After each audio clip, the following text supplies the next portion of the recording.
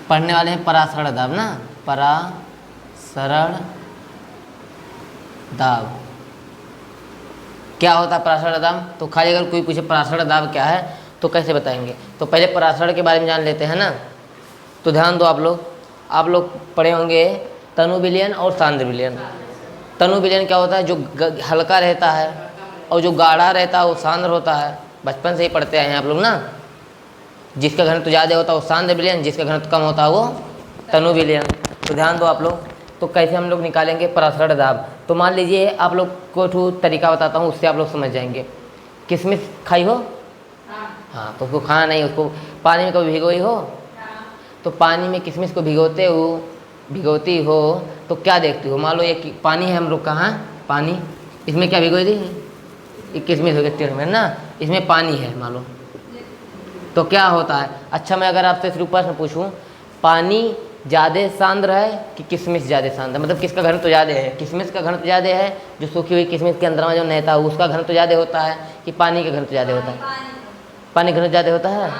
हे प्रभु, तुम लोग तो एकदम कॉमेडी बना देती हो। पानी घनत्व ज़्यादा होगा। पानी तो कण दूर दूर रहते हैं, किशमिश ठोस है तो उसके कण पास पास रहते हैं, तो उसका घनत्व ज़्यादा होगा ना।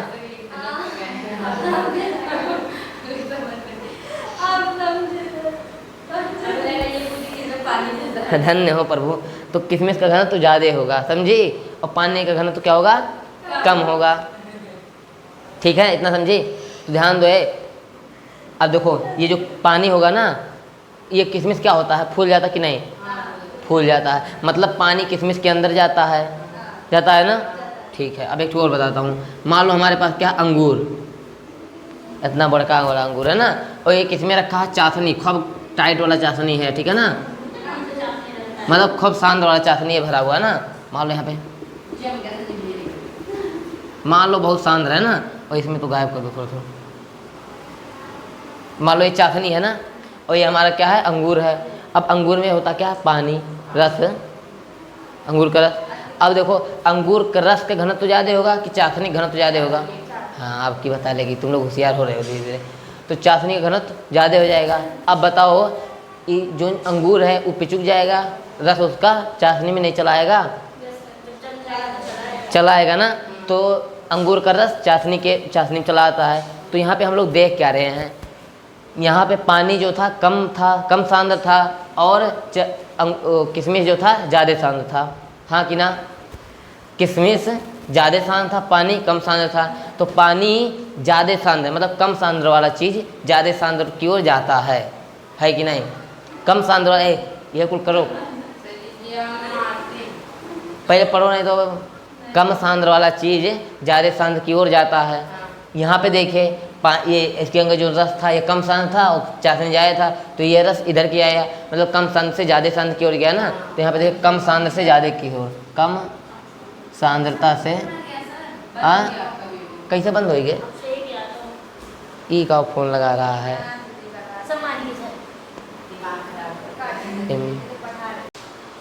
ध्यान दो, क्या था हम लोग का?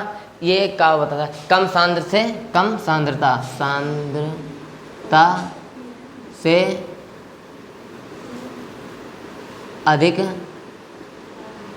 सांद्रता की ओर जाता है ना। जो विलयन होगा कम सांद्रता से अधिक सांद्रता की ओर जाएगा, ठीक है ना? यही चीज़ तो हो रहा है। हाँ, अब देखो यहाँ पे अर्धपारगम झिल्ली एक आता है। जो किशमिश या अंगूर का जो छिलकवा नहीं होता है वो अर्धपारगम झिल्ली का कार्य करता है, ठीक है? अर्धपारगम झिल्ली क्या होता है? तो उससे मतलब जो होगा कम सांद्र वाला चीज़ उससे उसमें पास तो कर जाएगा, उससे अलग आगे चला जाएगा, लेकिन ये कहो कि वापस चलाए तो वापस आने का रास्ता नहीं होता है। यहाँ पर आने का रास्ता, उसे जाने का रास्ता नहीं होता है, वो कहता है। या फिर कहा कि चले जाओ तो फिर आना नहीं, मुँह मत दिखाना है, इसी ध्यान दो। तो इस तरह से होता है। तो अब हम लोग परासरण समझते हैं ना। परासरण क्या होता है? परासरण दाब को मैं समझाता हूँ आप लोग को। देखो, तो मान लो इसको मिटाने वाला दे दो बहनी, तो कुछ कागज वगैरह हो, पेज वही है, दो मिटाए हूँ थोड़े का, जल्दी से। तो ध्यान दो अब आप लोग। तो मैं क्या बता रहा था? मान लो हमारे पास एक बर्तन है ऐसे, ठीक है, और एक बर्तन यहाँ पे है ऐसे, इसको मैंने ऐसे ज्वाइन कर दिया, ठीक है।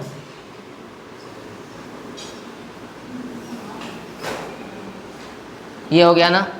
ध्यान दो, यहाँ पे बीच में मैंने क्या बना दिया, ये अर्धपारगम झिल्ली हो गया। कौन सी झिल्ली हो गई?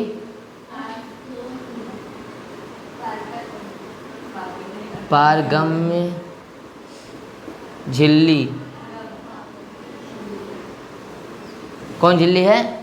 अर्धपारगम्य झिल्ली। ठीक है, इधर मान लो कोई चीज भिरा हुआ है, अब इधर क्या है, इधर ज्यादा सांद्र है।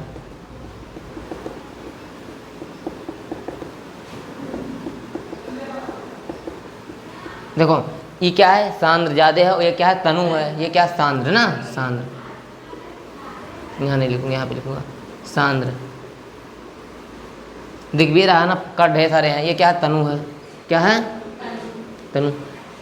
क्या होगा, क्या होगा यहाँ पे, अब ये इधर जाएगा कि ये इधर आएगा? गुड, पता रहा तुम लोग, हम पता। जाहिर सी बात है, जो कम सांद्र वाला रहता है अधिक सांद्र की ओर जाता है, या कम सांद्र या अधिक सांद्र की ओर जाएगा, जाएगा ना। तो ध्यान दो, यही चीज़ परासरण होता है। जब कम सांद्र वाला विलयन अर्धपारगम झिल्ली से होकर अधिक सांद्र वाले विलयन की तरफ जाता है, तो यह जो प्रक्रिया होती है परासरण कहलाती है। हो गया ना, समझ में आया? जब कम सांद्र वाला विलयन अर्धपारगम झिल्ली से होकर अधिक सांद्र वाले विलयन की तरफ जाता है, तो यह प्रक्रिया क्या कहलाती है? परासरण कहलाती है। ठीक है, अब ध्यान दो, परासरण दाब क्या होता है? परासरण दाब क्या होता है? हाँ, नहीं अलग नहीं है, परासरण दाब यहाँ पे हेडिंग है। परासरण अभी बताया हूँ, परासरण दाब क्या, आप देखो परासरण दाब क्या होता है। अभी ये देखो, ये इधर जाएगा तो ये पन्निया और ऊपर नहीं उठेगा। अगर मान लो मैं यहाँ पे एक टूल लगा लूँ, क्या लगा लूँ? पिस्टन। पिस्टन मतलब समझती हो? पिस्टन नहीं समझती हो? अरे सिरिंजी देखी हो तो सिरिंजी में दबाने वाला रहता है जब सुई लगाते हैं, है तो इसी को पिस्टन बोलते हैं। तो यहाँ पे देखो ये पिस्टन है, ठीक है ना। अब क्या कर दूँ मैं, उसको दबाए रहूँ, इसको सांद्र वाले विलयन पे दाब लगाए रहूँ, दबाए रहूँ इसको ना, कहूँ कि इसको आने नहीं देना है इधर से। जब ये दबाए हुए है तो ये जब जगह ये आने के लिए रास्ते में नहीं दे रहा है, तो ये कहाँ जाएगा? नहीं जाएगा ना। तो ये सांद्र ज़्यादा सांद्र विलयन है ना, हमेशा दाब इसी पर लगाएंगे, ठीक है ना।